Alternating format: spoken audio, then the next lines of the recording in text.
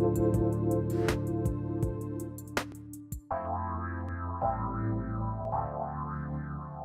everybody. I'm Trish Laub, and I'm filling in for Dr. Pat today. I have my own show on this network called A Cup of Comfort. It's all about care heroes, those people who provide care for another who cannot fully care for themselves. While I'm not going to be talking specifically about care heroes today, I'm curious. Did any of you find yourself unexpectedly in the role of a care hero this year as a result of COVID?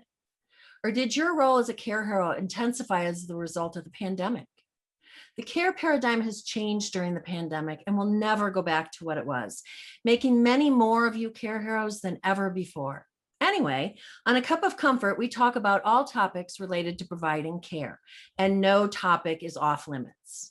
So check out the Care Hero radio page of my website, trishlaub.com. That's Trish, T-R-I-S-H, Laub, L-A-U-B as in boy.com after the show. So you may be thinking that you aren't a care hero, and maybe you're asking yourself why you should care about armor or resilience. Am I right? Well, I ask you to stay with me because what my guest has to share today really is for everyone. We've all had our backs up against the wall at some point in our life for one reason or another, haven't we? Can you think of a time that was true for you? A time maybe when you were really challenged and perhaps felt a little trapped. I know that I have many times in my life. So grab a cup of whatever you want to drink and sit back and relax. This will be invaluable. I want to start by reading the foreword of Chasing Life, a book written by my guest and due out this summer. Dr. Suzanne Rose wrote the foreword and said this: Chasing life. I have been thinking a lot about the word chasing. It is one of my toddler granddaughter's favorite words as she runs around acting like she hopes that someone will catch up to her, but truly wishing she will outsmart whoever is behind her and stay in the lead. You're about to read a love story, a story of triumph, a story of drive, passion, compassion, and about a courageous fight in the face of adversity. I came to know Dr. Desiree Pardi as someone who was always chasing her dream. She did not just pursue the dream in order to catch up. She caught up with her dream, outsmarted that dream, and pursued another and another and another. Chasing Life is the perfect title for this labor of love, a portrait of an incredible young woman pursuing her passion, surpassing every expectation, and then moving forward again until she could go no further because of a devastating and aggressive disease. But anyone who met Desiree casually would never have known any of that. Her cheerful countenance, her enthusiasm, her bright smile never betrayed the battle she was fighting, or her drive to satisfy her curiosity, create her scientific knowledge, or take exceptional care of her patients. Now, that was part of the foreword to a memoir that details the story of a truly extraordinary woman, Dr. Desiree Pardi. But equally extraordinary is the man behind the book, her husband, Robert, who Dr. Rose described as Desiree's spirited and devoted husband. Robert has not only lived, but also embodies what I believe about providing care for another. After communicating with him and listening to his interviews and podcasts, I quickly realized that we're aligned not only in our care philosophy, but also in our life philosophies. And Robert truly has blended both. That's why what he has to say today really applies to everyone. Now, before I introduce my guest, I want to let everyone know that some of the information from today's show will be available in a downloadable PDF on the Care Hero radio page of my website, trishlaub.com, after the show. So born in New York City, Robert worked at a wealth fund in Abu Dhabi, Dubai, has lived in Rome, and now lives in a small Italian village in the National Park of Abruzzo. After caring for his wife during a life-limiting illness in 2014, Robert decided to leave his comfort zone working in finance to pursue what he deemed to be a more purposeful path. Throwing caution to the wind, he pursued a childhood dream to live in Italy and followed a passion born while caring for his wife to become a life coach. He now lives in the same Italian village that his great-grandfather immigrated from over 100 years ago and is a certified life coach. He is one of those rare individuals who embraces change and lives by a philosophy which he calls possibility in action, taking his desire for transformation and putting it into action every day. I am so happy to welcome Rob. And it is exciting to finally meet you face to face after communicating virtually for quite a while. I am thrilled to be here. And I knew your energy would just be over the top. So I'm loving it already. Is that what it is? Okay. It's infectious. It's infectious. If you know my energy, you know I want to jump right in. Sure. And ask you if you could spend a few minutes just sharing your Care Hero journey and how you got to what you do today.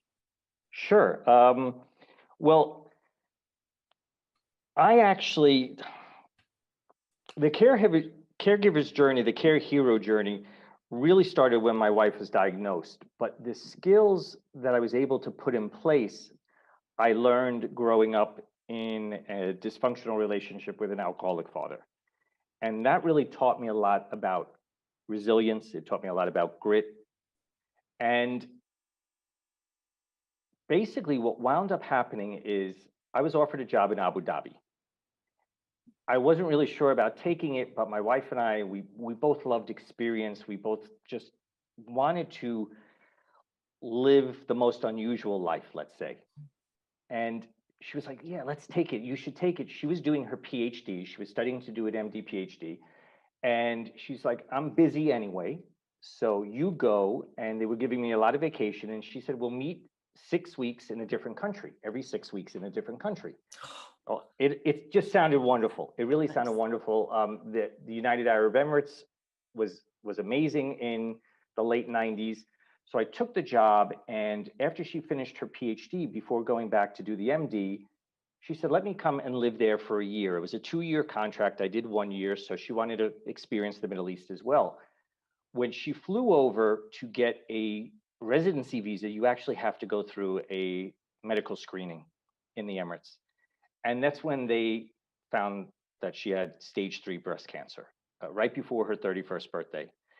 What wound up happening was the doctor, and it's not because of the Muslim religion, I truly believe it was because there was this bright, vibrant 30-year-old woman that was diagnosed with breast cancer. It was unusual, and he didn't know basically how to interact.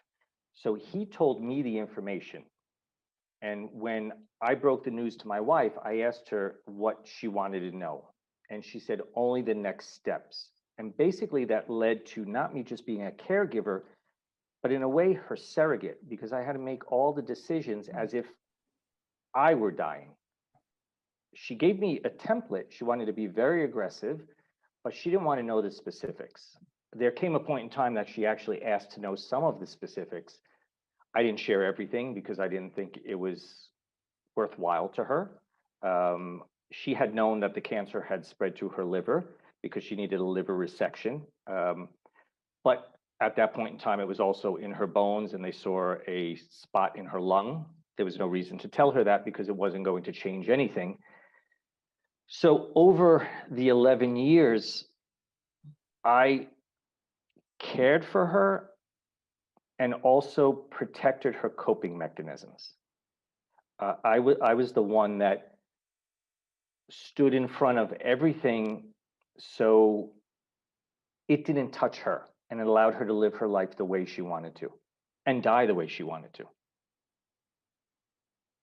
And I will tell the people, everybody listening, I know a lot more about Robert's story, and that's the tip of the iceberg. What he did was actually really, really extraordinary, what he did, and how his wife and he put together their lives. And so yeah, I could definitely go more in depth in that if you want. I know we have so much to cover. I know. So.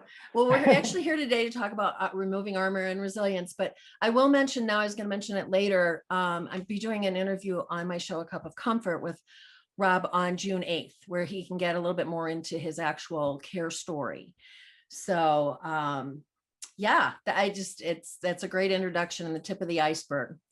I want to rewind for a second. Thank you for sharing that. I want to rewind for a second. On my April 11th show, I focused on the use of words, and words such as battle and fighter and fight and warrior and armor and things like that. And anyone who's listened to A Cup of Comfort knows that the use of words is really, really important to me. And I know that we're going to be talking about, using some of those words. So I'm wondering if a good place to start is just to start talking about that armor. And I think that was probably part of your process while you were providing care.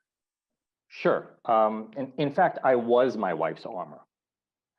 My wife, because she was studying, she was doing an MD PhD, but because she wanted to be a doctor, she knew very early on that she knew enough to be dangerous to herself. And so I became her shield. But what I realized about armor, and it was very interesting because my wife was in remission for a short period of time. And during that remission, I was elated and she became clinically depressed. And her oncologist actually told her that he was going to stop being her oncologist if she didn't go see a therapist and start antidepressives. When the cancer returned, she felt relieved and I was devastated. Now, she explained to me later on that she couldn't deal with the worry of it coming back because she knew it was highly likely. Even though she didn't know she had 11 to 12 lymph nodes positive, the size of the tumor, she didn't know any of that. But she knew that she was young, it was an aggressive cancer. So I, at that point in time, started to seek out my own armor. And it was because it hit me and I felt unprotected. But what I realized about putting on armor is that it was making me weaker because the armor became the definition of my strength. My identity of being strong was my armor. And it wasn't until I lived the pain on my own skin that I was able to make impactful decisions. Because when you're wearing armor, I think of it this way, maybe it's because I live in Italy, maybe it's because I like to fantasize, but armor's heavy, right? Yeah. You have a limited range of motion when you're wearing armor. You have a very thin slit in the helmet that you can see through. And what I learned is trying to protect myself with different coping mechanisms and everything else was the same exact thing. I had to be there naked in the arena to battle, to truly battle. And I know you believe the same thing as I do. I wasn't fighting against. When you're wearing armor, you're ready to fight against something. But a lot of times it's wasted energy because it's out of our control. But when I stripped down and I was in the arena, I realized I was fighting for. I was there vulnerable as myself, willing to do what needed to be done. And it was in that moment, I have goose pimples, by the way. It was in that moment that I realized by taking off the armor, I learned what I was capable of. With the armor, I had no idea what I was capable of. And when I got down and got dirty, I was able to help her, help us live an amazingly joyful life. I mean, we lived in a state of joy that to this day, it still touches me. I say all the time that I am beautifully scarred for having loved and lost my wife because it was an amazing journey, regardless that she passed away. And that was because there was no armor. That was because I felt it. And the I don't like to use the word battle, but it's very hard to find the right word. Let's say the battle. The battle became so purposeful. I wasn't with my armor trying to necessarily win. You know, winning is such a funny thing because we're so addicted to be able to win. But if we tie everything to that final outcome, we miss the whole thing in between. And again, that's what taking off the armor let me do, because it is, if you don't feel it on your skin, you're not all in. So I love the explanation and the description. I'm a visual person of the armor and the slit and the, that you could see through. So when you were in the arena wearing the armor, if I understood you correctly, you were fighting against something. And what was that something? Actually, I was fighting against the uncontrollable. Okay. I was fighting against wanting to fix my wife. I think the most difficult thing as a caregiver, but I want the people that are listening, it's a caregiver, everything is heightened when you're a caregiver. But in life, battling against the uncontrollable, that's what I mean, because I couldn't fix her. It wasn't my job to fix her, but it was my job to help her through her life's journey. Right. And I needed to take off the armor to do that. I needed to take off the armor so I could give all of myself, not the shield. And when the armor came off, so with the armor on, you were fighting against something. When the armor came off, what did it become? You were fighting for something or working for something? No, it was that, yes, I would say fighting for something, but even more, I was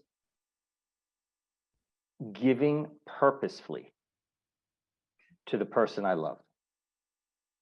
It's a switch of focus. It's a 100% switch of focus, and it's an act of surrender. It is looking to make the best of a situation. Mm-hmm.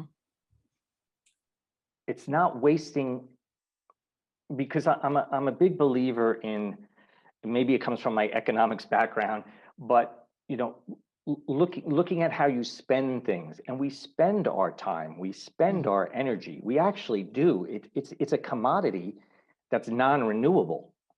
And so the moment I took off the armor to understand the complexity of the arena, and not just what I was seeing through the slit, that it allowed me to, more than anything else, focus on the ordinary moments, which I think is instrumental in life. It's not just because of a caregiver, but, and it sounds so corny, and I know if some people that are listening to this, I understand, because I was one of those people a long time ago with this idea of, oh, our life takes place in the moments, but it actually does. It actually does. Yeah. We think we fear the future. We're wasting our energy because we have no idea. We ruminate over the past, and I wish things were different. We can't do anything about it. How much time is left to enjoy the moment? Well, it's interesting you say that, because I had a conversation with somebody yesterday, and they pointed out to me that when we think about our friends or our family or our best memories, it's in moments. It's in 3-4 moments of time. And we lose the focus on that, definitely. Yeah. So you said a word, you've said the word already, that I would like you to talk about: surrender. Sure. That word. So when I did this episode on April 11th, I talked about connotation and denotation of words. And the literal meaning of the word surrender, but the feeling that we get from that word. And I've heard you talk about this before, so I'm asking you to share that with the people who are listening today, because it's a great explanation. Sure. We all think of surrender as giving up. It just has that connotation. We think of it as weakness. I learned it is the complete opposite. It is empowerment. It is being brave. basically what surrender allows you to do is to focus on what you have, focus on what's under your control, because there's so much that's uncontrollable, unnecessary in life. And so surrender liberates you to live life. I know you've probably read the quote that, or the quote that I say, surrender is taking a breath of fresh air when you're hiking up a mountain. If I really attribute it to, let's say, the caregiving role, or what's happening with the pandemic right now, let's forget just the pandemic in general, everybody's life. We've been asked in a way to run a marathon we never wanted to run. And if you're holding your breath during that marathon, it is torture. If you surrender and you take the breath during the marathon, you're able to run the marathon. And that's what surrender is, because surrender, we carry so much with us. We are attached, we have fears, we have expectations. All of that goes away when you surrender and you're open up to opportunities. If you're sitting there holding on to something so tightly, just, I don't know, or if we're video, but okay, I think we're just radio, but I'm holding my fists both. We're both. Okay, I'm holding my fists very tightly, right? Yes. How can I open my hands to grab an opportunity? Am I ready? No. Now I'm ready, and that's surrender. It took me time to get there. Absolutely. But this philosophy, this understanding of surrender happened when my wife's cancer did recur, because it went from, oh yeah, we can get through this, to, oh, in an instant. You went from the sprint to the marathon. Thank you. Yeah, I went from the sprint to the marathon. The sprint can be won. The marathon's just ongoing. Ongoing, yes. Yes. And that's why it's so important to take that breath, to focus on doing your best. Yes. Yes. I think this might be a great time to take a quick break. When we come back, I would like Rob to continue with this. I believe that we have, for the people watching the video, a graphic that has an archer on it. And I heard what you had to say about the bow and arrow on the archer in regard to surrender. So okay. I think that'd be a great time, and we'll come back in just a minute.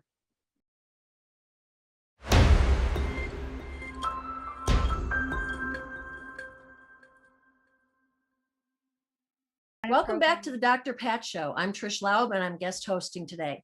Before the break, my guest, Rob Pardi, was, we were talking about the concept of taking off your armor, whether that's due to caregiving or some other situation in your life, and the word surrender and the action surrender. So I'm just going to let you pick up with that. I did mention, though, that in regard to surrender, I had heard you speak somewhere else about the image of an archer. And I thought that was a great visual and representation of that word surrender and how it applies. Well, as we were talking about, surrender is complex, because it touches on so many different things. We have, like we said earlier, we've attributed to giving up, and it's everything but giving up. And what surrender allows you to do is it allows you to look at yourself and value your strengths, value what you could build, and say that other stuff, okay, I need to give that away. I need to put that somewhere else. And that's the idea of the archer. And it actually, it comes from ancient times, this whole idea, but when an archer pulls the bow back and focuses on the target, when they let go, they surrender, because a gust of wind can come and all their planning to hit the bullseye will mean nothing. they can attempt to adjust for everything. I guess it would be the same thing as golf. I don't play golf, but when you let go of that bow, there's forces out of your control. Mm. There's the wind, there's a bird, an insect, whatever can get in the way. And so what surrender allows you to do is to focus on doing your best or your effort, not on the outcome. And it's in that moment, intention fuels effort. And we can only do our best. And what I want everyone listening, I really want them to just listen to this one part. Your best is fluid. You're not 100% all the time. So one day you're going to be 40, one day you're going to be 100. But if your intention is to show up in your life and do your best, that's all you can do. And underlies that is surrender. I joke all the time. I say someone should drink a cup of tea every morning. And that's focusing on your thoughts, your efforts, and your actions, making sure they're the best that you could put into play that day. And that is surrender. That is being a care hero or the hero of your life. It's the hero's journey. And I think everything that you're saying really applies, as you said, when you're a care hero, it's like you're on, I don't know, steroids or whatever. Yeah. Everything is intensified. It's I mean, heightened, you're yes. literally, I know for me, I would get up in the morning before my feet hit the floor. I was asked to make a life or death decision. I mean, it's incredibly, it's like you're in the pressure cooker, but Yeah. everything you're saying applies to everything that happens in my life. And I have to go back and really back up what you said, that your best is fluid. I mean, sometimes my best was so bad, but it was the best I had to give. Right. But And it's that, yeah, I mean, I that wasn't moment. at the 40 mark. I was way below that. Actually, my sisters sent me home sometimes. But just think of that one thing, right? You said your best was so bad. I bet your intention Oh, was 100% yeah. Higher higher, than that. Yeah. right? Yeah. So that's why we have to understand, we're human. I wanted to be a Superman. Oh Yeah. boy, did I want to be Superman. And I tried as well at the beginning. It's not sustainable. And you're not good to anyone running yourself into the ground. And we're not just talking about caregivers, we're talking in life.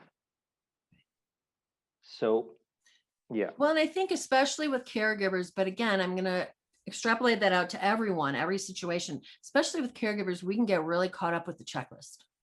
Did the person have their meds? Did they have this? And, our intention is good, but we got to let go and go back to those moments. I can remember standing, and a lot of my parents' life happened in a 10 by 10 family room during the day with a million people around, and okay, maybe 15 family members and 7 caregivers coming in and out in a week and things like that. But I would just step back sometimes and just watch.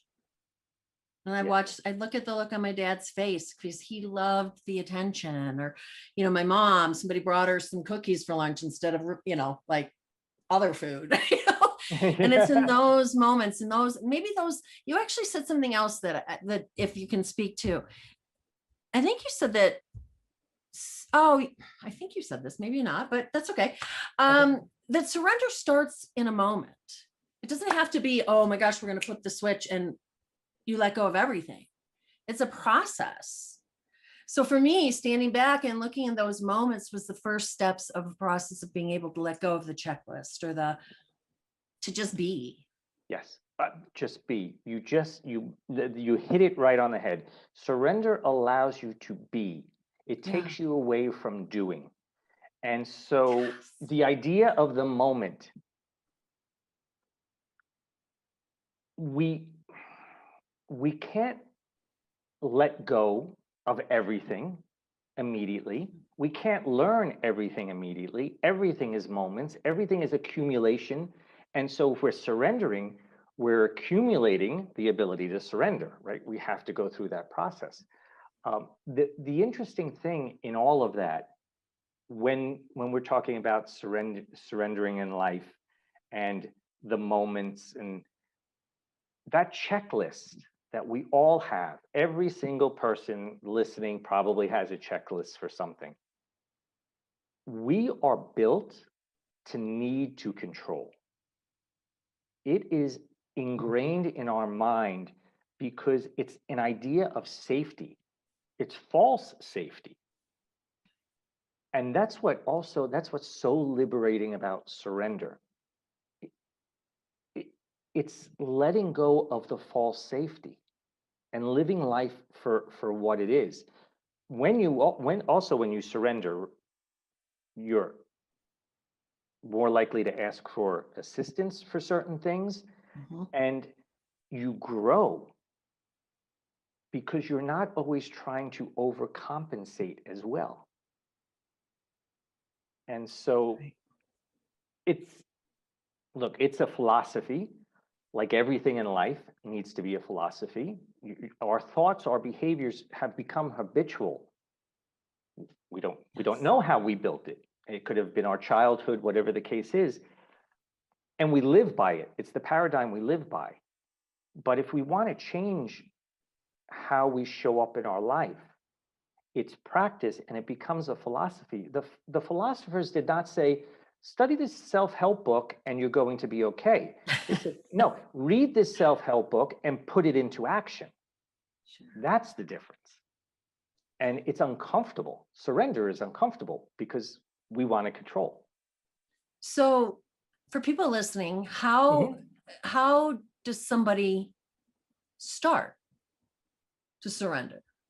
So let's say they're in whatever situation it is where they want to control it and there's fear and there's all these things. What's their first step? That's a great. Is it just taking a breath? It is just taking a breath, but it's also when you're in a state of control, you've given everything a priority.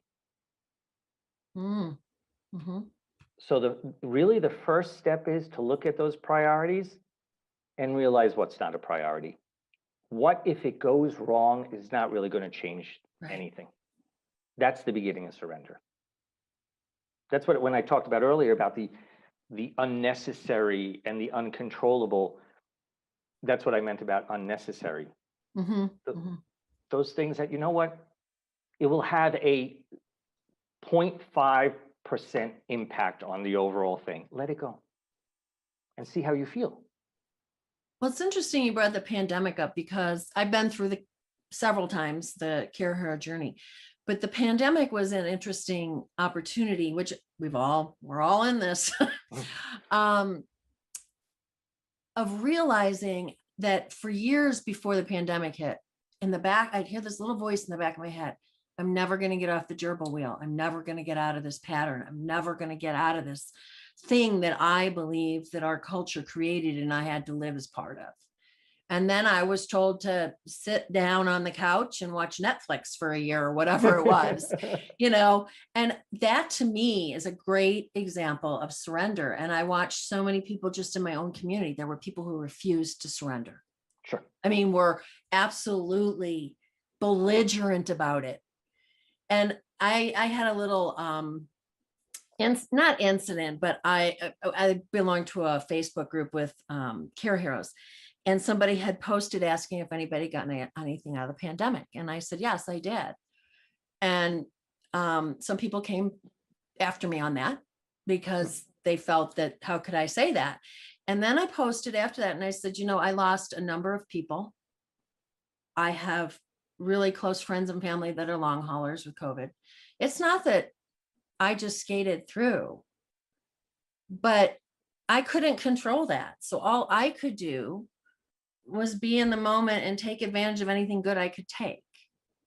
I could not take, but I could gain. I could watch for that. All I could do was sit back and take a breath because I didn't have a lot of options.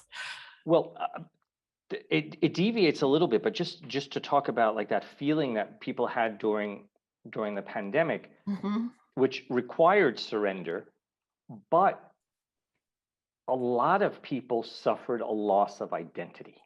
Yes. And they fought against that.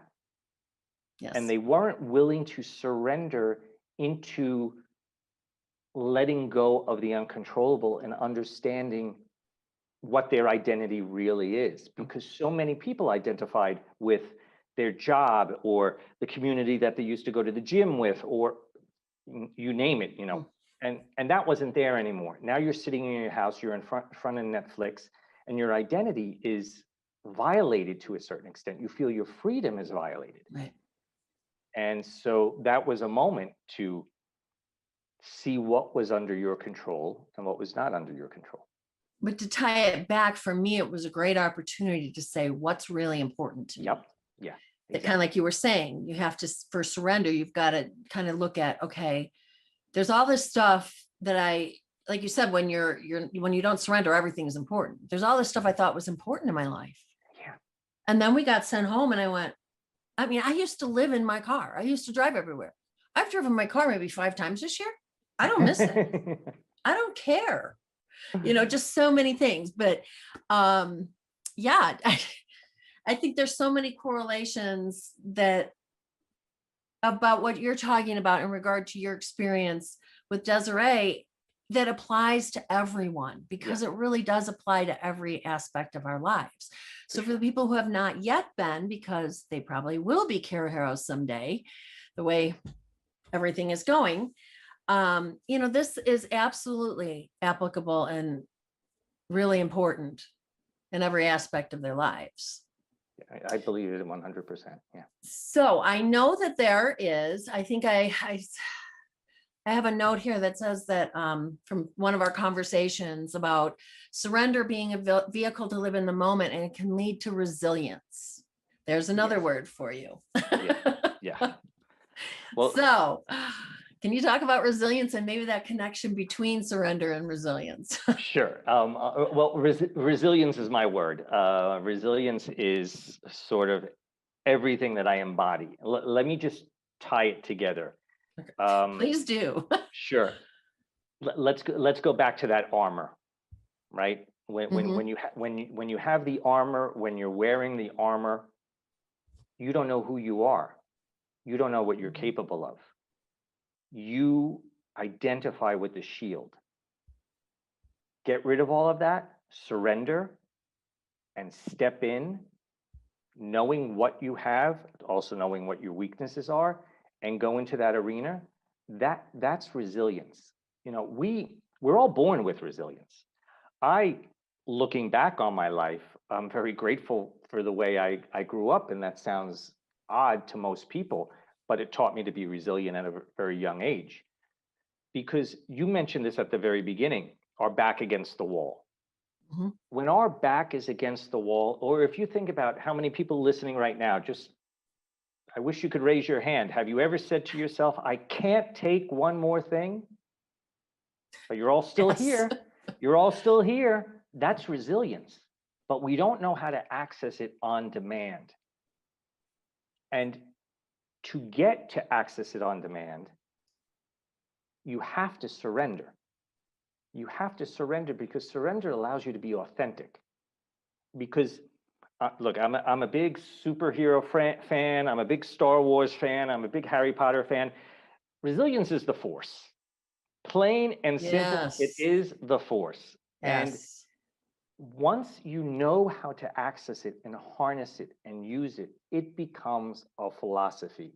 It becomes, when something bad happens. Look, I'm someone that falls. I'm not saying I don't fall. And boy, do I fall hard. I have this thing that I throw myself into the deepest, darkest, muckiest well of sewage, and I'm down there, because the worse I throw myself down, the faster I jump back up. And resilience is about bouncing beyond that. You've just been through something. Why do you want to bounce back? Thank you. Yes. You've just been through something. Use it, transform yourself, grow from it.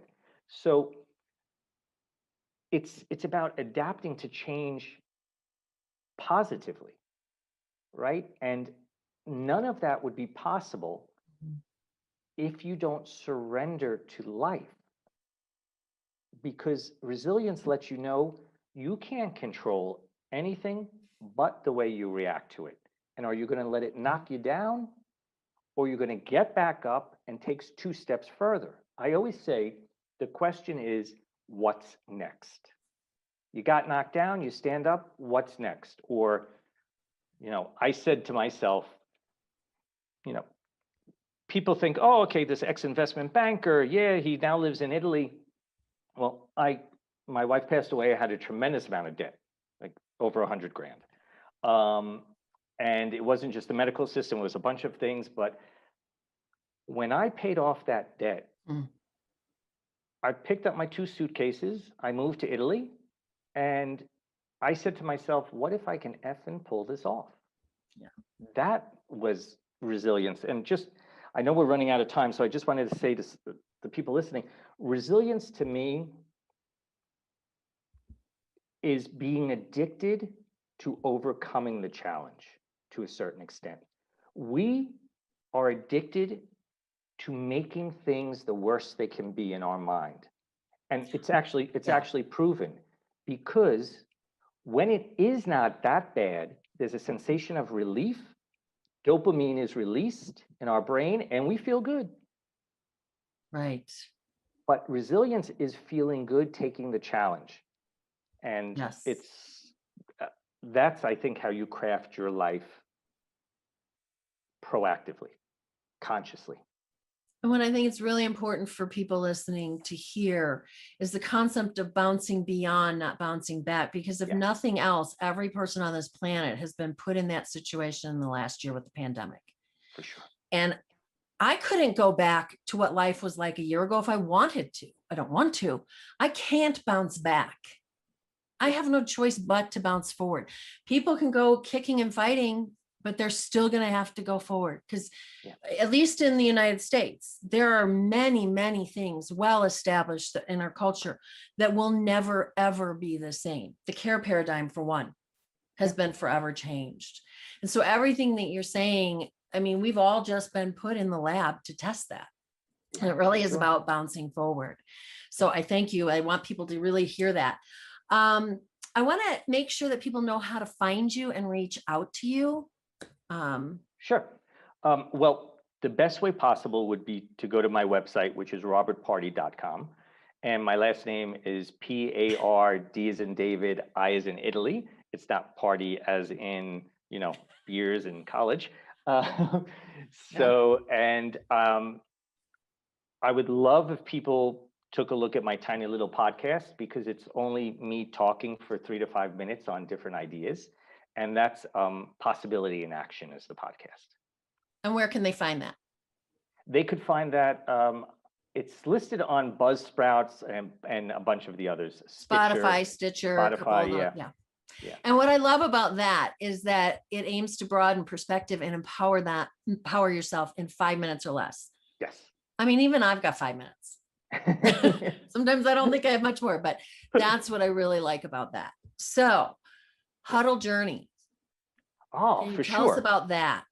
Okay, let's talk about the pandemic, right? And having it change your life and making something of it. I love to speak. I love to be in front of people. I love to host retreats. That ended. And an opportunity came up to basically create a 7-day journey in an app. And basically Huddle Journeys, which is on Google Play or the Apple Store, is basically a life coach in your pocket. There are all these journeys on different topics. I have one on resilience, one on loss, recording one now on joy, because they're all connected, oddly enough, with loss in the middle. And I've done one on leadership, because that's also another world I come from. But for 7 days, you go through theory and practice, no more than 30 minutes a day. It's wonderful. It's wonderful. Again, finite amount of time. That's great bang for your buck there. It's awesome.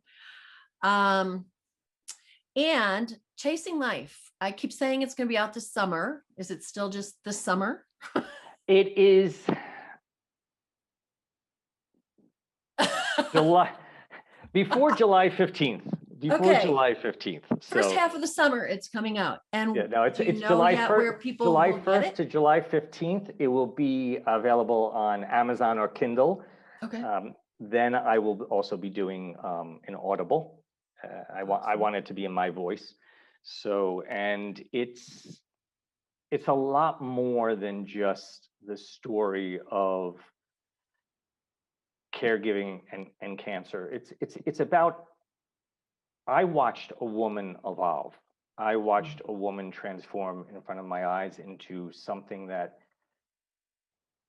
is incredible. It is difficult to even explain. And so it is about that, and it is about understanding you can be joyful regardless of adversity. Absolutely. So I'm so glad you said that. So, mm, um, yeah, yeah, I highly recommend that you all, have had the privilege of reading some of Rob's book, and I highly recommend that you keep an eye out for it. Um, I know we have a couple more minutes, but do you sure. want to share the story about the apple on the cover? Oh, so for the Oh, people who are just listening, you haven't seen the cover. The cover is a caramel apple. And I first went, huh. And then I listened to some of Rob's interviews and things, and I went, oh, I get it. I get it. yeah. So we have a Well, couple minutes. If you feel sure, like sharing that, sure. you can say No, pass. no, You don't have to. I would love to share it. It was a bone of contention. It was a bone of contention with the people helping me publish it, because what does it have to do at all with chasing life? And It does. chasing life is also something that the title is unusual, but the apple really represented my wife more than anything else, in the fact that she allowed herself to be that inner child, even though she was this accomplished doctor and everything else. And it was about so much joy. But basically, I bought her a caramel apple for 24 years. Every year for 24 years. And the first time we were together, when we were first dating, I met her, she was 17, I was 19, we were children. And we were in a mall, and she saw this caramel apple, and she bounced up and down like, this caramel apple, oh, I love this season. And so I bought the caramel apple, and thinking about our journey, it wasn't about losing her. Hmm. It was about the joy I shared with her. And that's what the apple represents. That's awesome. Yeah. So I want to let everybody know that you can hear more about Rob's Care Hero journey on my show, A Cup of Comfort, on Tuesday, June 8th at 12 Pacific and 3 Eastern. Join us then, and you'll hear more about his 7 lessons he learned through his Care Hero journey. It too is really, really invaluable. So I want to thank you, Rob. It's been a pleasure to see you in person. Thank you for joining me today. Same for me. I know it has changed the way that I think and my understanding of the words armor and surrender and resilience. And I'm sure it has done the same for everyone listening. I'm looking forward to talking to you again on June 8th. I want to thank everybody for tuning in today and sharing this time with me. It's been an honor and a pleasure to fill in for Dr. Pat.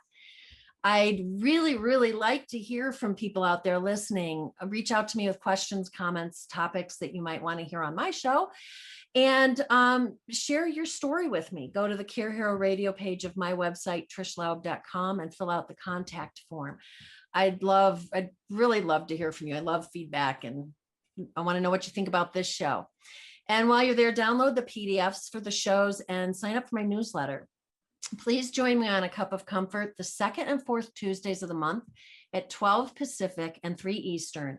On my next show on May 11th, I'll be talking with my special guest, Felicity Warner, who is the founder of the Soul Midwives program based in England. And again, I hope you will all join Rob and me on the June 8th show. To those on a journey of providing care, especially those who have found themselves on the journey during the pandemic, remember that you are a real care hero. And to everyone, no matter your circumstances, live life forward and live with possibility and action. And finally, I hope you'll bring your favorite beverage and join me on A Cup of Comfort. Thanks for joining me today.